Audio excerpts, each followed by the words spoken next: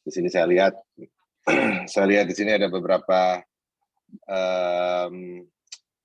alumni yang sudah ternama kayak Mas Fida Afif. Apa kabar Mas Fida? Assalamualaikum Mas Fida. Tidak respon beliau. Oke. Ada Pak Guswin, apa kabar? Terus kemudian ada tim BTI aku, Mas Arif Hidayat Effendi yang sekarang lagi di Taiwan. Kemudian lainnya mungkin salam kenal yang mungkin belum perkenalan secara langsung. Mungkin di kesempatan lain nanti kita akan bisa ketemu di Sentolo. Jadi memang sebentar.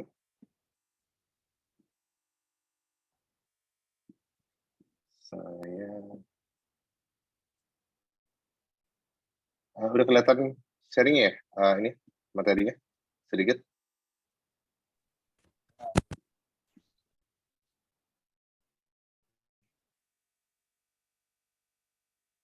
Babut atau siapa bisa materinya udah kelihatan ya? Jelas, Mas. Oke. Sudah jelas ya. Oke. Untuk mempersingkat waktu, karena terus terang di Bali sejam lebih maju, jadi sekarang udah jam 9 gitu. Tapi untuk Sentolo saya selalu mengedepankan, memprioritaskan karena memang punya visi yang luar biasa gitu ya. Tuan tanah untuk anak negeri yang dimana 1,5 tahun ke belakang saya ada di Jogja terus bersama beberapa teman santri-santri di sana membentuk satu inkubasi Balai Tuanku Indonesia untuk mereka teman-teman belajar properti secara langsung ya, di mana proyeknya memang sudah existing ada gitu, hanya tinggal kita merubah satu konsep dan dari aspek pemasaran, dari beberapa aspek lainnya gitu. Oke, untuk sebelum jauh ke sana, saya perkenalkan diri saya dulu. Saya Rizky Urjana. Saya kenal dengan pesantren properti itu sejak 2014, sedangkan saya mulai belajar properti itu mulai efektif 2011 dari proyek pertama saya di Bali, itu namanya The Royal Purnama. Pengalaman di properti itu memang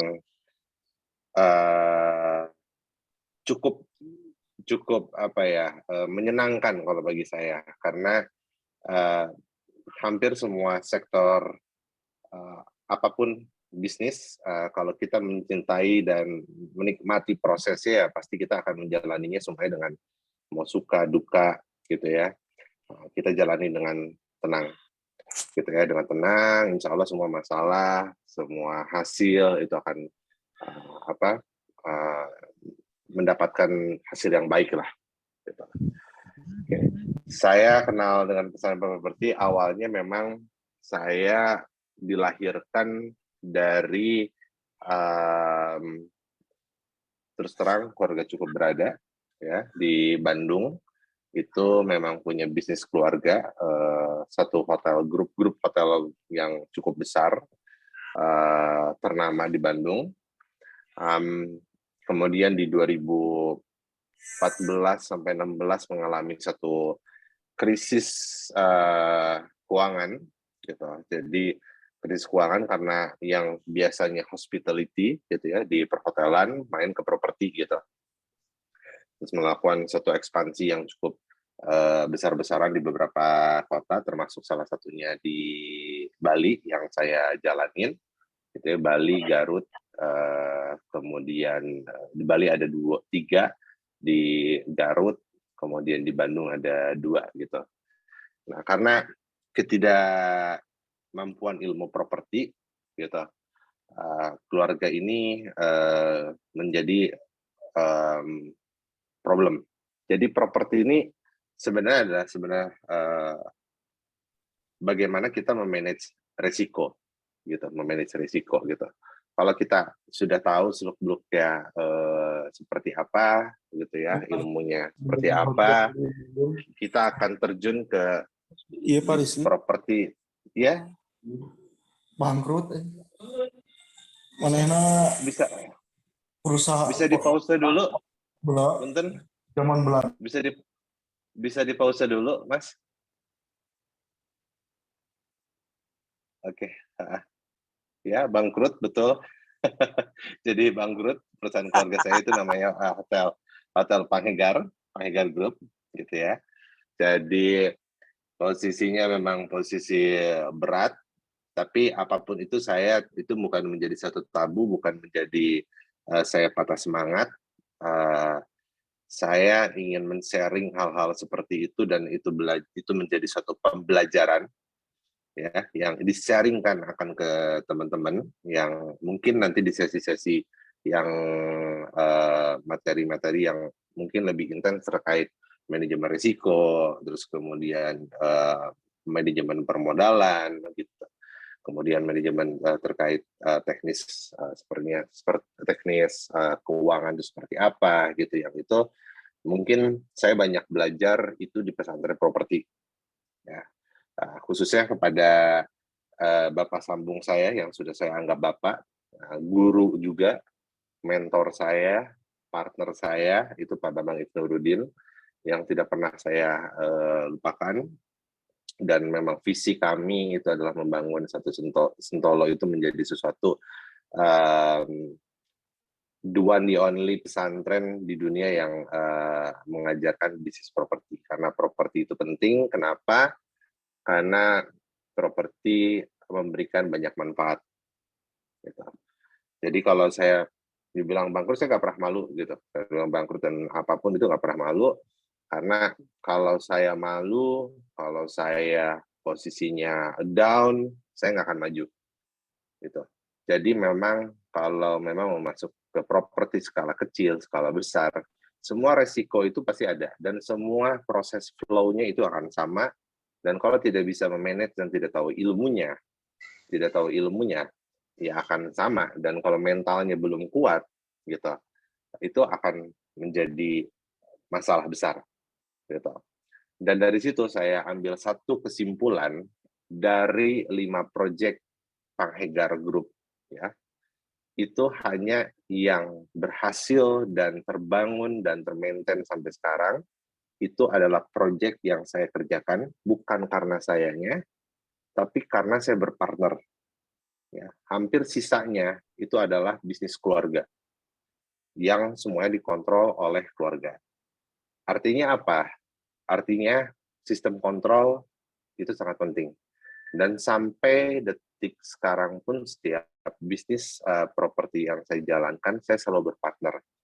Bahkan program-program di pesantren properti pun ada yang sudah dijalankan, itu berpartner semuanya. Nggak pernah saya sendiri melakukan bisnis properti. Oke. Ini mungkin sedikit portofolio saya yang ini adalah Doya Purnama yang sekarang udah established. Memang kemarin kita hampir 2 tahun ya COVID kita suffer gitu ya. Saya resign saya ke Jogja, rasa sedih dan ya bukan berarti meninggalkan tanggung jawab, tapi kalau saya ada di situ itu akan menjadi beban. Itu akan menjadi beban. Akhirnya ada beberapa dengan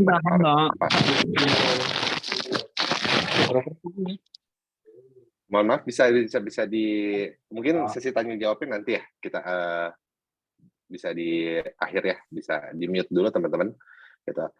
Ini ada 30 unit villa dibangun sejak 2011. Konsepnya adalah kita jual, ya. Kemudian setelah dibangun, serah terima karena memang ini konsepnya villa. Kemudian villa itu kita kelola. Jadi ada 2 entitas yang bergerak di bidang properti dan di bidang hospitality. Gitu. Jadi konsep bisnis kami itu adalah konsep yang memang digabungkan antara developer dan hospitality. Gitu. Hospitality adalah memang bisnis yang posisinya tingkat stres ataupun tingkat cash flow itu tidak yang seperti properti yang langsung naik turunnya uh, volatility-nya tinggi. Sedangkan kalau misalnya di hospitality itu santai dia. Santai tapi naik. Cuma sayangnya 2015 kita mulai beroperasi, artinya kayak ibarat Gelora Purnama ini mau take off, terkena turbulence dengan adanya COVID-19 gitu. Ya, jadi pada saat itu, tapi alhamdulillah Bali sudah mulai pulih ya. Tapi saya datang ke Bali ke sini saya juga secara moral untuk memperbaiki beberapa kewajiban-kewajiban yang dulu ada. Kemudian memang ada proyek yang memang kita kerjakan. Oke, selama 1,5 tahun itu kita kurang lebih hanya di Balai Tuan Kumbajono itu 4 dan 5, hampir 5 lah, 5 orang ya kita ada di sana, 5-6 ada yang datang dan pergi, diambil dari santri-santri. Ini adalah tim inti saya ya, di mana komunikasi kami yang bondingnya benar-benar sangat baik. Dan ini bukan saya bilang mereka sebagai staff saya, bukan sebagai pekerja, tapi kami selalu bilang, you are the partner, kamu partner saya, kita berpartner dan segala macam, semua harus didiskusikan dan mereka didiskusikan sesuai posisi komposisinya, ya. Balai Tuan Kumbajono ada 34 unit hunian dengan konsep rumah desa. Balai Tuan Kumbajono ini memang sudah sebetulnya 3 tahun ya sebelumnya. Jadi memang ini proyek yang kami nggak bilang take over, tapi kami teruskan karena di sebelum-sebelumnya mungkin ya karena ada COVID dan segala macam sehingga berpengaruh terhadap pemasaran, jadi tidak berjalan sesuai dengan harapan. Nah, tapi memang kami coba studi di daerah Sentolo, Yogyakarta khususnya, ya dari Balai Tuan Kumbajono ini, itu memang market itu orang yang beli hampir 80% adalah orang luar. Gitu. Orang luar, artinya orang luar itu bukan orang Jogja ya, dan mereka beli untuk berinvestasi. Gitu. Ada yang memang untuk hunian, dia tinggal di situ. Ada pun yang memang dia nanti investasinya untuk anak saya, sedangkan anaknya masih umur 5 tahun gitu. Dan dia berharap nanti ada capital gain dan segala macam. Tapi dari situ kita bikin satu konsep lagi, di mana kita juga kalau namanya perumahan, itu kan pasti ada waktu ya, dalam arti maksudnya ada momen-momen gitu ya, momentum. Nah, seperti di Jogja, momentum pada saat penjualan itu di pertengahan tahun sampai akhir tahun. Gitu. Dan ini kunci dari proyek properti itu adalah cash flow, likuiditas. Gitu.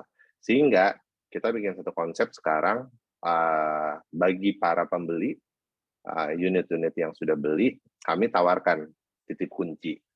Gitu. Ya, karena mereka tidak tinggal di situ ya, daripada nanti tidak ditinggalin, nanti juga untuk maintenance dan segala macam menjadi rusak. Jadi titip kunci kita pasarkan, kita juga manage agar properti itu tetap baik.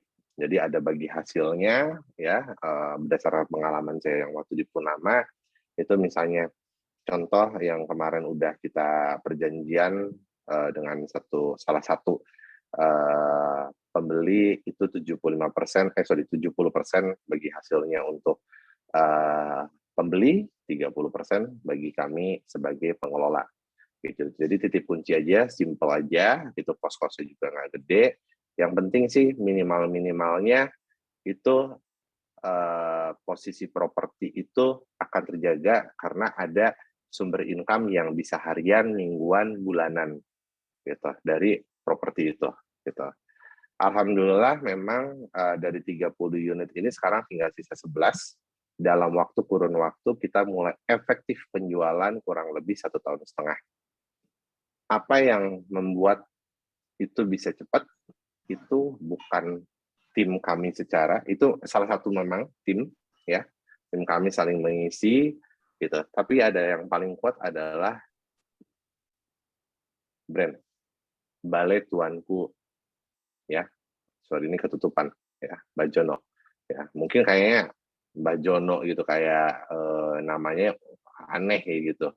Tapi yang kita selalu itu memberikan satu edukasi, bukan menjual. Karena memang kalau kata guru kami, mentor kami, Pak Bambang, bahwa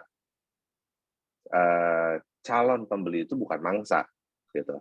Calon pembeli itu adalah calon keluarga, ya, yang harus diedukasi karena mereka akan tinggal di situ dan segala macamnya lah, gitu ya.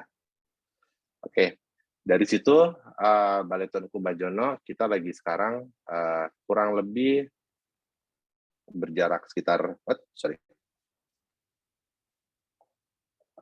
kurang lebihnya sekitar hanya berjarak 5 menit lah dari Balai Tuanku Bajono. Ini Balai Tuanku Mbah Yono. Ya. Ini luasnya sekitar 6.000 meter, ya. Ada 36 hunian yang saya bikin memang segmennya agak eksklusif, ya, dan penjualannya juga santai. Jadi Balai Tuanku ini yang kedua-duanya ini santai. Kenapa? Santainya karena kita bayar tanahnya itu setelah ada penjualan. Ya. Balai Tuanku Mbah Yono, kita hanya tinggal membayar uang muka ada 200 juta, ya, dari 1,4 miliar. Sisanya nanti dibayarkan sesuai coupling terjual. Jadi kita tidak dikejar-kejar oleh penjualan. Tapi memang kemungkinan besar desainnya akan berubah, ya, masih tahap perencanaan. Makanya kita agak santai aja gitu ya, nggak usah terburu-buru karena namanya kita udah ngomong eksklusif, ya, apalagi itu view-nya memang luar biasa karena namanya lokasi yang bagus. Kalau misalnya kita dalam perencanaannya kurang matang, maka itu akan impact-nya nanti ke penjualan. Dan ini juga kita menggunakan satu brand Balai Tuanku. Dan brand Balai Tuanku ini memang hanya khusus untuk yang terafiliasi bagi teman-teman yang alumni dengan pesantren properti. Ya, gitu. Contoh misalnya ada di Balai Tuanku Marto Agung, itu bukan kita yang manage, tapi mereka menggunakan brand itu dan secara nggak langsung kekuatan brand itu, gitu. Orang akan melihat, oh di mana sih Balai Tuanku itu? Oh ada di Bajono, yang sebelumnya juga ada di Wonogiri, udah ada yang berjalan FLPP dan segala macamnya lah. Ada 2 kalau nggak salah di Wonogiri dan Magetan yang sudah berjalan dan udah tutup buku. Dan itu adalah yang harus kita maintain dan itu adalah kekuatan dalam penjualan dari aspek penjualan. Oke. Selanjutnya, nah ini yang paling menarik adalah di Kali Suci di Gunung Kidul yang lagi dikerjakan. Ini memang potensialnya, mohon maaf nggak bisa ada foto-fotonya, terbatas waktunya juga gitu ya. Nanti mungkin bisa di-sharing Kali Suci itu atau mungkin teman-teman cari tahu Kali Suci di mana gitu ya. Ini ada kurang lebih 46 santri ya dari program Smart Edu. Itu harga tanahnya per meternya itu 20.000, hampir kurang lebih 20-25.000 lah harga sebungkus rokok per meternya gitu. Dan pada saat kita membuat value gitu, lahan sekitar 1,1 hektar itu menjadi value, itu kita akan mendapatkan satu nilai buku, ya. Kita bicara nilai buku dulu, belum cash dulu. Nilai buku yang capital gain-nya akan naiknya cukup signifikan. Jadi kita menikmati ini memang investasi yang cukup jangka menengah. Saya nggak bilang jangka panjang, ini jangka menengah kalau Kali Suci. Karena ini masuknya kategori property tourism, di mana yang saya dan beberapa teman di situ udah ada pengalaman di tourism, ya gitu.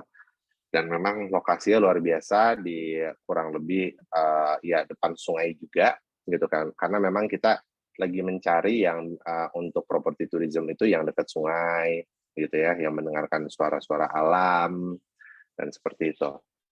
Oke, saya lupa yang Balai Tuan Kumbah Jono juga ini sebenarnya ini juga programnya dari pesantren, itu kurang lebih ada 30 orang, ya, yang 30 orang dibagi kelompok, 40 orang, yang satu kelompoknya ada 5 orang, jadi ada 8 unit kafling, ya, kita dimodalin. 8 unit itu dimodalin, dan pada saat unit itu terjual, itu nanti ada bagi hasilnya, gitu.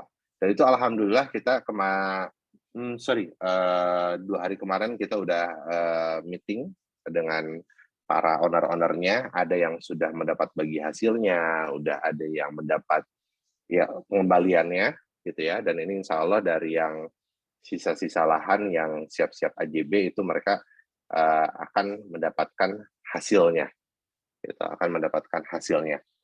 Jadi memang di Properti Plus Indonesia itu, atau properti khususnya, itu memang nggak bisa yang kita hanya sebatas teori aja, gitu. Ya, jadi memang kita membuat satu konsep di program Balai Tuanku itu langsung praktek, gitu ya. Ya sekaligus praktek, sekaligus mendapatkan juga secara ekonomi. Secara ekonominya artinya mendapatkan satu bagi hasil. Ya, dalam 1,5 tahun ada yang return on investment-nya ada yang 15%, ada yang sampai 30%, gitu. Itu tergantung memang waktu penjualan aja, gitu. Tapi intinya semakin lama dijual, yang harga awal kita dulu jual 195 juta, sekarang per unitnya udah 200, terakhir kita jual itu 260 juta. Gitu. Ya, jadi itu menariknya properti, gitu. Menariknya properti secara bisnisnya, gitu. Oke. Dan sedangkan sekarang yang lagi kami garap, saya sendiri garap, itu proyeknya bukan proyek Balai Tuan Bajono, ini proyek Mohom, ya. Saya di situ berpartner yang dari Durya Punama, kita bentuk Mohom, itu di Gianyar Bali, ada 48, masih tahap perencanaan. Kemudian ini di Ubud, kurang lebih ada 3 hektar, ya, seperti ini. Gitu. Yang nanti ada komersial area dan villa ini. Nah, ini baru jangka panjang kalau ini. Jangka panjang banget. Nah, silaturahmi dan diskusi-diskusi seperti ini sangat penting karena memang dinamika properti itu, terutama legalitas, itu cepat berubah, terutama peraturan nih, terkait PBG, terkait juga SLF, ya, yang dulunya IMB, gitu ya. Dan ini memang harus teman-teman pada saat masuk ke dunia properti itu harus proaktif.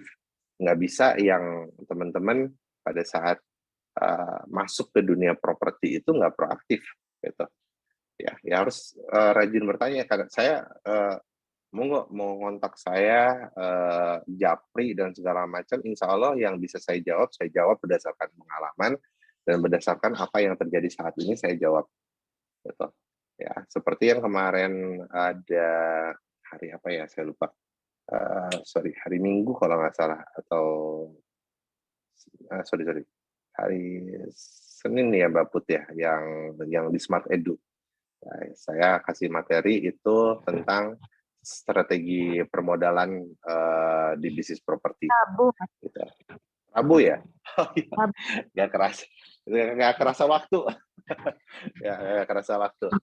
Ya, intinya teman-teman, properti itu satu ya, sebenarnya kenapa sih harus menjadi harus developer properti ini yang saya tidak pernah lepas karena ini, karena menjadi developer properti itu hampir kurang lebih memberi satu ya, memang itu adalah kebutuhan premier, sandang, pangan, dan papan. Dan kemudian memberikan kebermanfaatan kepada kurang lebih 100 usaha turunan yang terkait dengan properti. Ya, contoh seperti misalnya yang kecil deh, pada saat kita bangun di situ rumah gitu ya, itu pasti ada seperti di Bajono ada tukang hariannya itu pakai warga di situ, gitu ya. Kemudian pada saat kita beli pasir, gitu, itu pasir itu dari yang nganternya dari truknya mendapatkan ekonominya berjalan, kemudian pasir yang nguruknya ngambil dapat juga. Terus kemudian bata merahnya dari yang turunannya ke sana. Jadi properti ini begitu properti ini drop gitu, ini akan menggoyangkan ekonomi secara makro gitu ya. Bahkan perbankan pun sebenarnya itu adalah ya mendapatkan keuntungan itu dari kita ini bicara bank ya, kita bicara bank, kita nggak bahas masalah ini riba atau enggak gitu ya. Bank itu mendapatkan keuntungan dari bunga KPR misalnya atau bunga KYG-nya gitu. Nah, seperti itu contohnya. Ya, pemasaran misalnya kita dengan agent mendapatkan fee-nya gitu ya. Jadi memberikan suatu manfaat yang luar biasa gitu. Kadang-kadang si developernya sendiri gitu, kadang-kadang mendapatkan keuntungannya itu tidak sesuai harapan gitu. Banyak beberapa kali saya mendapatkan keuntungannya tidak sesuai harapan gitu. Yang udah dibikin FS-nya gitu ya, studi kelayakannya harus sekian, targetnya harus sekian, tapi ya sudah gitu. Yang penting ini berjalan gitu, karena satu kunci resiko di dalam properti itu adalah yang paling pertama itu likuiditas ya, likuiditas artinya susah cair gitu kan. Nah, banyak teman-teman yang menjalankan bisnis properti secara pengaturan cash flow-nya ini kurang baik gitu, sehingga mengandalkan hanya dari penjualan. Nah, kalau hanya mengandalkan dari penjualan aja itu cukup berbahaya. Gitu. Itu yang dialami yang tadi disebut bangkrut tadi ya di keluarga saya. Itu mengandalkan benar-benar penjualan, sehingga pada saat ada penjualan ini perhitungan yang nggak jelas, FS-nya nggak jelas, terus RAB-nya membengkak, harus minjem ke perbankan dan akhirnya gali lubang, tutup lubang, gali lubang, tutup lubang, terus jadi mismanagement sehingga tidak ada sistem kontrolnya. Nah, dari situlah saya mengambil itu kesimpulan, kenapa hanya di Dora Purnama aja yang jadi gitu. Saya berpartner, saya nggak bisa seenaknya mengeluarkan uang gitu. Ada sistem kontrol, saya harus ke partner, saya harus ngomong dong, ini seperti ini perencanaannya, seperti ini gitu. Dan dari berempat ini juga sama, kita berdebat, gontok-gontokan, ya udah, tapi itu hanya sebatas memang itu adalah satu flow atau satu cara mengontrol ya gitu. Walaupun misalnya katakan saya yang tertua di situ gitu ya, tapi saya membebaskan mereka untuk memberikan suatu pendapat, bahkan berpendapat keras pun nggak apa-apa gitu. Ya, berpendapat keras gitu, yang akhirnya itu menjadi Balai Tuan Bajono ini ya alhamdulillah menjadi ada suatu kegiatan. Oke. Nah, ini yang menjadi ini sebenarnya quotes juga dari Pak Bambang gitu, yang selama hampir kurang lebih saya hampir 12 tahun di properti ya. Ada yang kecil-kecil, ada sendiri, itu nggak sendiri, bertiga gitu ya. Ada di Samarinda juga, ada yang land banking aja gitu ya. Jadi menjadi keberhasilan menjadi seorang developer properti itu nggak dari uang semata gitu ya. Tapi ada persaudaraannya gitu ya, sabar, keikhlasannya gitu ya. Pada saat saya masuk ke pesantren properti itu tuh kerasa banget gitu. Saya mendapat banyak saudara gitu ya. Kemudian yuk kita jalanin proyek ini, dan ya seperti contohnya Balai Tuanku Bajono gitu ya. Kemudian ada Mbah Mariono, kemudian ada Kali Suci, ada 43 teman-teman yang menjadi nantinya itu pemegang saham. Itu kan luar biasa. Mereka nggak hanya sebagai contohnya kalau yang ini kan oke, unit terjual langsung bagi hasil. Tapi kalau misalnya yang Kali Suci, ini mereka sebagai pemegang saham. Sampai kapanpun mereka adalah partner saya, sampai kapanpun mereka adalah saudara saya gitu. Dan ini yang terus kita maintain gitu. Ini produk yang apa, bukan produk, program yang bagi saya ini adalah yang harus benar-benar dijalankan secara berhati-hati gitu, secara berhati-hati, secara pelan-pelan. Ayo kita sama-sama gitu. Jadi ya masalah persaudaraan tadi balik lagi gitu ya. Nah, oke. Nah, di luar itu ini adalah alur ya developer property yang harus teman-teman pahami. Kapan sih finish ya menjadi developer itu gitu ya, flow-nya seperti apa gitu ya, mau 1 unit, 2 unit, 100 unit, mau 48 unit gitu ya, semuanya sama sebenarnya flow-nya akan sama, hanya caranya berbeda-beda gitu. Ada yang hanya menghitung kalkulator aja, ada yang dibikin panjang, dibikin satu buku feasibility study-nya gitu. Oke. Ya, jadi ini juga berbasis resikonya.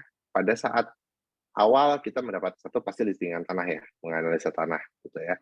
Kita pasti akan melihat pasar, kebutuhan pasar di situ tuh bentuknya seperti apa. Seperti contoh Bajono. Bajono itu kalau dipaksakan sebagai hunian itu nggak cocok, gitu. Akhirnya kita mungkin ini larinya pasarnya harus segmen investasi, dan segmen investasi itu luas, ya. Nggak harus dari kota Yogyakarta aja gitu. Itu investasinya segmennya luas gitu ya. Kemudian kita bikin satu perencanaan keuangannya ya, seperti apa yang maksudnya quick count ya. Oh oke, ini layak nih. Kemudian lebih dalam lagi bikin studi kelayakannya lagi gitu ya. Itu dirinci lagi, dibikin satu cash flow yang cukup panjang gitu ya, kesiapannya seperti apa. Kemudian kalau misalnya ini tidak terjadi seperti apa, mungkin backup-nya kita mencari investor ya, atau seperti apa. Dan itu memang paling mudah untuk mencari investor itu adalah di properti. Kenapa? Karena ada kolateralnya, karena ada jaminannya gitu. Oke. Pada saat udah membuat studi kelayakan, nah kita buatlah satu perencanaan dari semua aspek. Ya, ada aspek teknis, ada aspek marketingnya, legalitas ya, ada keuangannya. Dan dari 4 teman-teman saya itu, nah itu saya dibikin, oke, teknis Mas Arief, marketing Ican, legalitas keuangan saya sama Mas Bajra, gitu. Nah itu dibagi tugas, dan kita perencanaan ini jalan. Nah, masuk, kenapa saya kasih tanda merah? Nah, ini pada saat pelaksanaan adalah resiko paling besar. Resiko yang paling harus benar-benar diawasi. Ya, ini resikonya di kita. Karena posisi sebenarnya simpelnya properti itu adalah mengalihkan resiko di kita itu kepada calon konsumen atau kepada pihak ketiga. Gitu. Maka ini pengawasan dan evaluasi perencanaannya terus gitu. Kalau saya biasanya ada yang mingguan, bulanan, per 6 bulan, per tahun. Kadang bikin per tahun dulu, per tahun dievaluasi dan segala macam gitu. Dan finish-nya itu adalah pada saat serah terima unit. Begitu serah terima unit, artinya tugas developer itu udah selesai. Tapi tunggu, pada saat kalau misalnya seperti Mbak Jono, itu ada 34 unit. gitu. Tinggal sisa 10 unit lagi. Artinya 10 unit ini belum selesai tugas kami, gitu. Tugas developer ini belum selesai karena ada masih resiko yang kita pegang. Nah, ini developer properti, ya, bukan property tourism, enggak.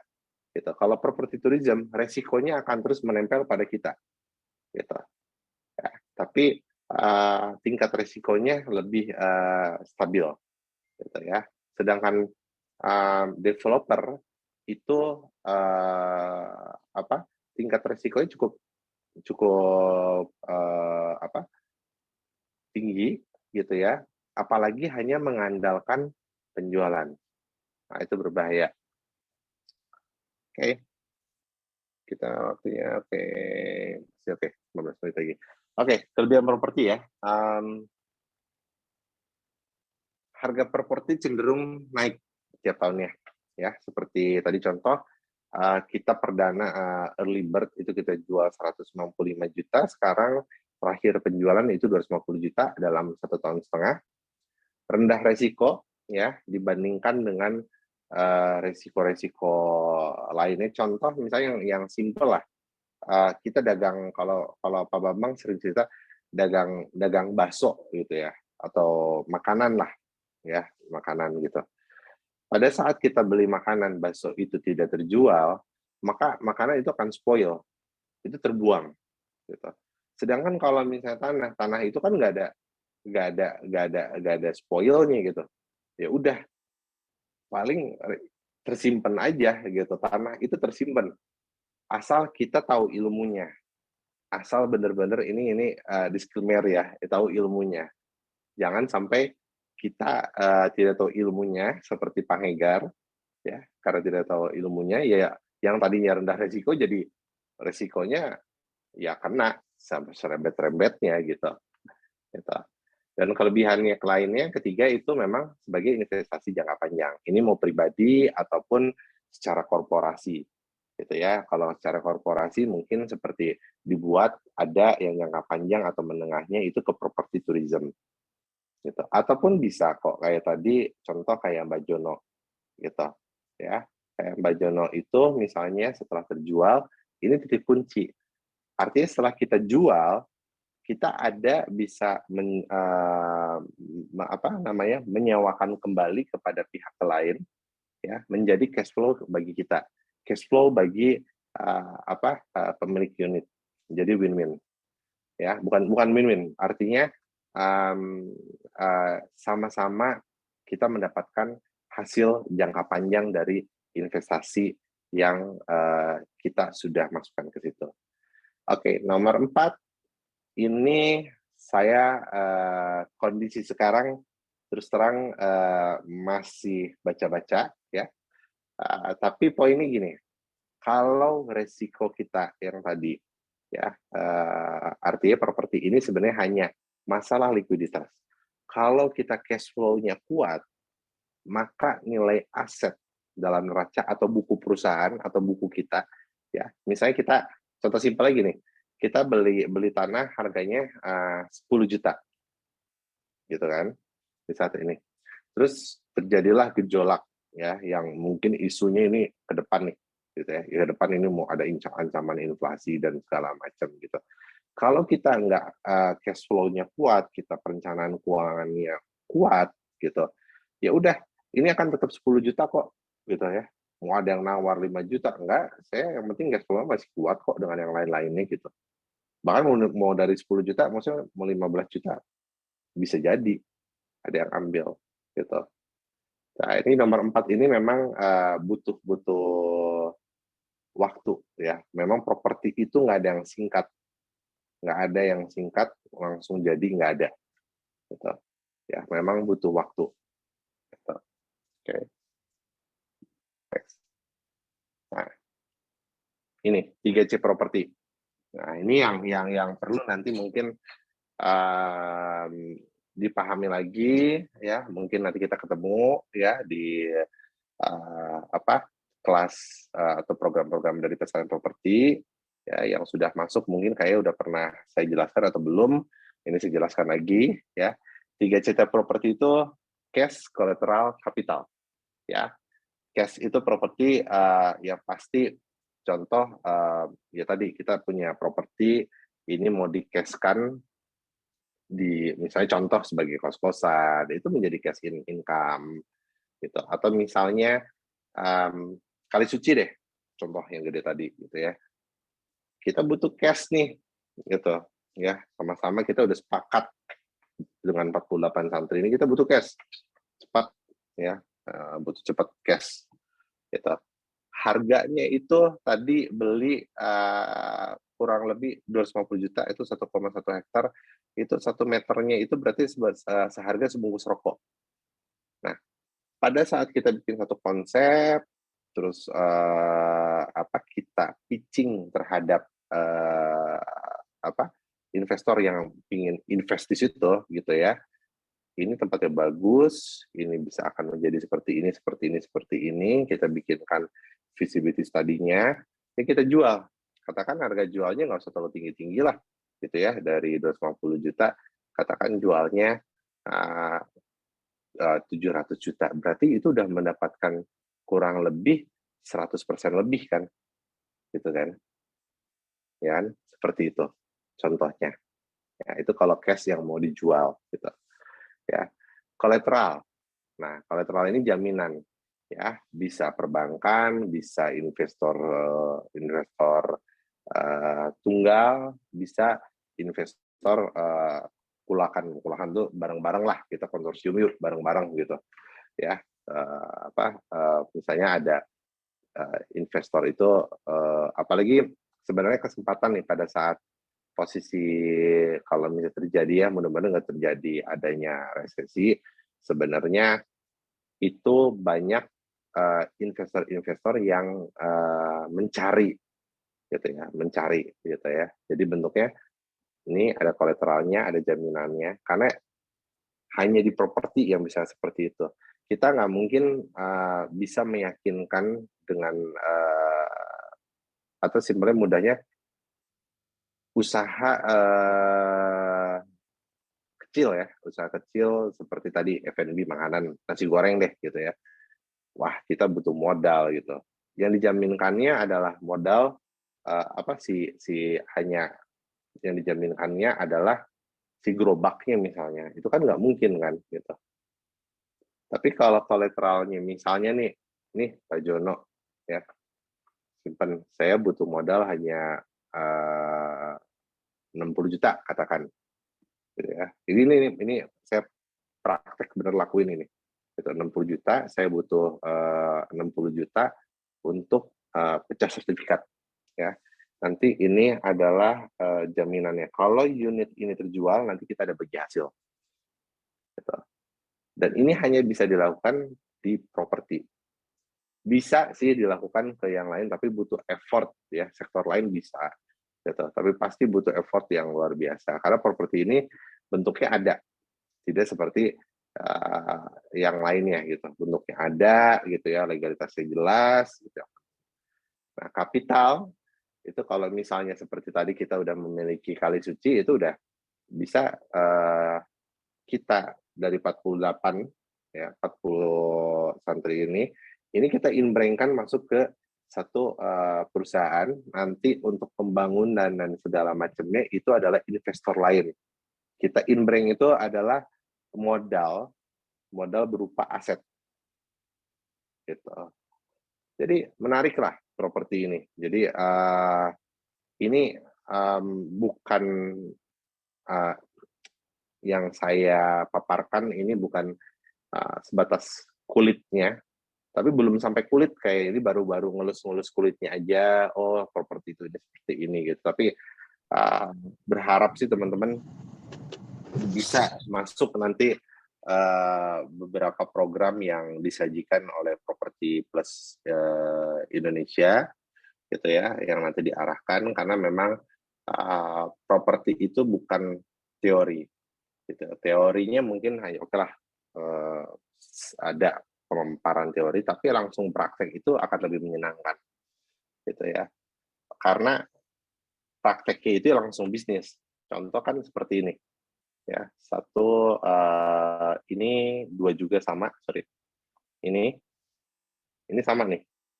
Dua hal ini adalah dua yang sama-sama ini ada unsur bisnisnya. Gitu. Kalau ini 30 orang, yang ini baru sekarang masuk ada 3 yang efektif, gitu ya, masuk ya, mereka mendapatkan. Jadi satu, mereka membeli jaminannya ya di Bajono itu 175 juta kalau nggak salah ya, saya lupa ya, 175 juta ya. Ini khusus bagi yang alumni gitu ya. Tapi dibangunnya nanti rumah ini 1 tahun kemudian. Gitu. Uangnya kemana dilariinnya nanti untuk pembayaran terhadap lahan ini. Gitu. Setelah kita negosiasi dan segala macam, ini kita akan bergerak cepat. Kemarin saya sudah beberapa hari minggu ini udah komunikasi dengan pemiliknya dan mereka sudah oke, gitu ya. Dia hanya butuh sekitar 200 juta, sisanya nanti pembayaran sesuai dengan coupling laku. Gitu. Dan ini berdekatan Balai Tuanku Bajono dan Balai Tuanku Bahyono. Dan ini akan saling mengisi nantinya. Ya, bisa nanti Bajono ini akan bisa harganya stabil naik karena ada Mbah Yono. Mbah Yono akan stabil, harganya akan tetap nggak akan dinaikin. Gitu. Karena akan nanti mereka secara portofolio Balai Tuanku tuh udah di mana-mana gitu. Sama kayak Ciputra. Ciputra tuh ada di mana-mana gitu. Visi kita kan kalau saya sama Pak Bambang bisa kita menyaingi itu jangan masuk ke bisnis yang kecil gitu pesaingnya. Misalnya nyaingin laundry, tukang bakso gitu. Itu udah domain, maksudnya mereka. Kita jangan masuk ke situ. Gitu. Kan keren kalau masuk ke sini gitu ya. Ke properti saingannya kita visinya Agung Podomoro, Ciputra gitu. Dan ini nggak bisa dilakukan sendiri, harus banyak, gitu ya. Semakin banyak kita di sini, dalam arti ikut terlibat, dan yang penting itu ilmunya, ya. Nanti dari sini teman-teman menjalankan di daerah masing-masing dengan menggunakan brand ini, gitu. Atau mau punya brand sendiri, monggo, terserah. Tapi yang penting ilmunya keserap, ya. Tapi saya berharap ya menggunakan tetap brand Balai Tuanku, Balai Tuanku ya. Ini merek Balai Tuanku itu bukan milik saya, tapi milik Pesantren Properti. Nah, contohnya kalau konsep bisnisnya dan kalau menggunakan brand Balai Tuanku itu Bajono ya, itu 10% itu untuk pesantren. Nah, semakin banyak nanti ada proyek-proyek di sana di sini, maka kita juga akan mengembangkan pesantren properti tercinta. Itu ya akan memberi satu secara ekonomi membantu secara bisnisnya nih, di lingkup bisnisnya. Karena di pesantren properti itu kan ada satu pendidikan yang paling utama, udah pasti, gitu kan. Kemudian agama, kemudian 3 bisnis. Nah, yang di bisnis inilah yang Balai Tuanku ini, Balai Tuanku Indonesia ini adalah yang bergerak di situ. Oke, Pak Put, kayaknya sampai situ. Hatur nuhun, sadayana punten. Mohon maaf kalau misalnya ada kata-kata yang kurang pas, tidak mengenakan. Mungkin bisa langsung ke sesi berikutnya, Mbak Put. Monggo, Mbak Put. Oke, Mas Kiki. Terima kasih atas sharing-sharingnya. Mungkin minta izin Mas Kiki, mungkin beberapa ada yang tanya, kita buka 3 pertanyaan aja buat malam hari ini karena mungkin waktunya juga terbatas. Kita buka buat 3 pertanyaan, teman-teman. Bisa langsung raise hand atau Monggo. langsung on mic aja, monggo. 3 pertanyaan.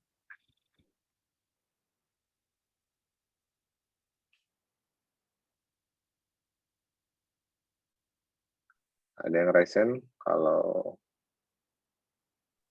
Mungkin itu di chat ada Mas terkait dengan oke, Project Garut ya. Kalau project oke, kayak lebih saya jawab yang dari Mbak Citayam ya, dari daerah Citayam ya.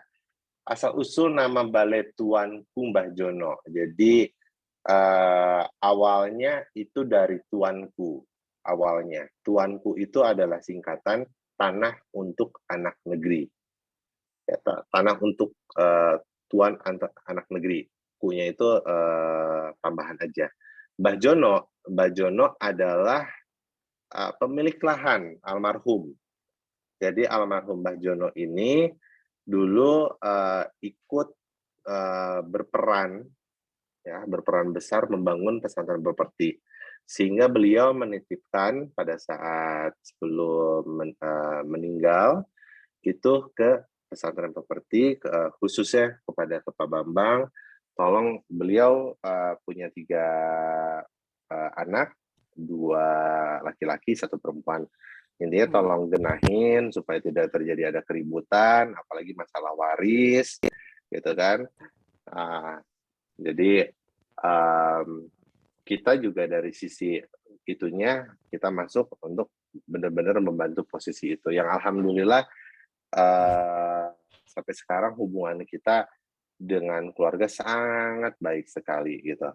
Sangat baik sekali dengan mereka gitu. Apalagi kalau Mas Arief nih, Mas Arief itu satu-satunya tim kita kalau misalnya ketemu istrinya almarhum Bu Sutina itu pasti selalu dikasih makanan. Heran saya juga gitu, heran benar. Mas Arief itu dikasih kacang. Karena Mas Arief itu sambil ngurus ininya wedusnya Bu Sutina gitu, ngebantu gitu. Nah, sekarang ada Mas Bian, berharap Mas Bian juga bisa mengambil satu peranan sampai bisa secara emosional dengan Bu Sutina seperti itu. Jadi asal usulnya seperti itu Mbak. Gitu. Kalau Project Garut itu ada di Cipanas dekat, aduh saya lupa ya namanya. Ada yang udah established di sana. Itu di Cipanas itu bagus kok lokasinya dan posisinya. Itu sudah posisi lelang, terakhir informasi sih belum ada yang mau beli ya. Padahal itu hanya progres sudah 80%, udah tinggal finishing. Jadi itu ya saya hanya ikut memperhatikan aja gitu ya. Mungkin kalau misalnya nanti suatu saat ada rezekinya sih ya mungkin saya take over karena itu posisi bagus banget gitu. Oke, izin bertanya yang untuk besok kita 56 warming up lanjutannya bla bla bla. Oke, ini mungkin nanti yang Oils dijawab sama Mbak Putri ya terkait teknis itu. Kalau dari Mas Setiawan, oke, ini masih pemula yang non pengalaman sama sekali untuk menjadi developer, bagaimana Mas? Kalau misal Mas untuk mulai dari sales agent properti seperti itu untuk Masnya bagaimana? Itu bagus kok. Jadi awal mula sebagai sales agent properti itu awal yang baik, ya. Tapi lebih baik lagi terjun langsung seperti program kayak Mbah Jono. Jadi kayak gini, program Mbah Jono itu jadi kita butuh modal sekian ya dari 40 itu. Nah, dari 140 orang itu dibagi 5. Dan pembayarannya nggak langsung diangsur. Mereka ikut chip in. Modal diangsur sampai 1 tahun ya. Kemudian kalau misalnya owner yang menjual itu mendapat 7% tambahannya gitu ya. Ada kelebihannya banyak banget gitu. Jadi itu sekalian melatih juga menjual tapi secara ekonomi juga dapat gitu. Terus kemudian pada saat di Bajono itu kita rutin pada saat di awal-awal pada posisi prakonstruksi, karena 3 tahapan kan kalau konstruksi itu pada saat perencanaan, prakonstruksi, dan konstruksi itu tahapannya ya. Yang kalau tadi yang kurang lebih flow-nya seperti itu gitu. Yang kalau dirangkum yaitu ya perencanaan, prakonstruksi, dan konstruksi gitu. Jadi untuk pas OELS itu cukup bagus. Nanti mungkin dari Mbak Putri ya ada proyek-proyek yang mungkin tadi bisa kita seperti Mbah Mariono, mungkin bisa satu konsepnya kita buat kayak Mbak Jono, bisa aja gitu, karena itu menarik, sangat-sangat menarik. Dan saya bilang kemarin terakhir meeting kita dengan owner ya, kita bilang owner atau pemberi amanah itu ini 80% alhamdulillah proyek cukup bagus, karena walaupun ada telat pembayaran bagi hasilnya, karena kita tidak secara full mendapatkan modal yang kita harapkan, dan itu pun kita transparan ya. Kalau tadi ngelihat bolak-balik di screen tadi ada mutasi rekening itu kita kasihkan ini untuk ini untuk ini untuk ini gitu. Nah, oke. Kemudian ya, pemasaran kata-kata untuk kita yang lebih baru mulai nyantri di pesantren properti. Kata-kata ya, maksudnya kata-kata gimana nih, Mas Aguswin? Kata-katanya jangan patah semangat, Pak Agus ya. Jangan patah semangat, terus karena intinya di properti itu nggak bisa instan ya, nggak bisa instan yang langsung masuk terus tiba-tiba langsung jadi gitu. Jadi jangan patah semangat, terus harus mental juga harus terus dikuatin gitu. Kalau misalnya di pesantren tuh ya misalnya atau di tim saya di BTI itu kayak gontok-gontokan, mungkin ada lempar asbak dan segala macem, itu udah biasa itu ya, tapi nggak berkata-kata kasar, nggak gitu ya. Nah, dalam hal itu melatih kita mental, apalagi nanti menghadapi di luar, itu baru internal gitu. Nah, kalau di luar itu tekanannya lebih luar biasa. Di Doral Purnama itu yang beli itu dana pensiun Perhutani, dana pensiun Jasa Marga, ada Asabri.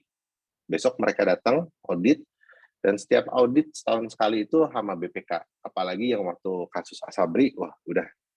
Nah, itu mental itu yang harus benar-benar kuat. Kita nggak bisa yang kelibungan, terus kita nyerah deh, udah gitu. Belum berurusan dengan masalah pajak dan segala macam. Jadi kalau kata-kata ya, jangan patah semangat. Kadang-kadang yang terjadi di pesantren properti itu pada patah semangat karena terlalu berharap banyak, gitu ya. Berharapnya ingin langsung instan. Oke, Mbak Putri mungkin satu pertanyaan lagi ya, yang Boleh. warga. Nah, dulu saya dulu.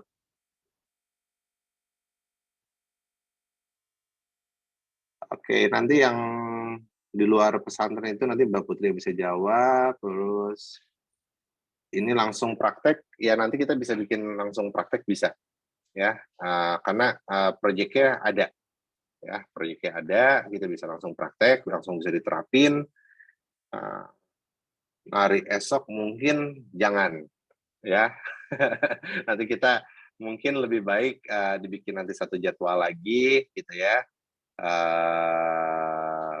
Pelan-pelan teorinya dulu, baru nanti ke proyek gitu ya. Teorinya dulu langsung ke proyek ya, tadi ya, jangan terburu-buru gitu ya. Teori tetap perlu, tapi nanti langsung praktek jadi sambil berjalan gitu.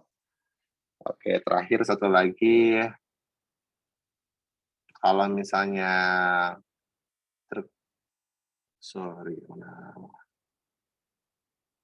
terkait sistem yang tadi, sistem manajemen Balai Tuan Kuin untuk sumber permodalan profit sharing, gimana sih Mas? Boleh tepatnya santri bisa join, nggak bisa penyedia lahan?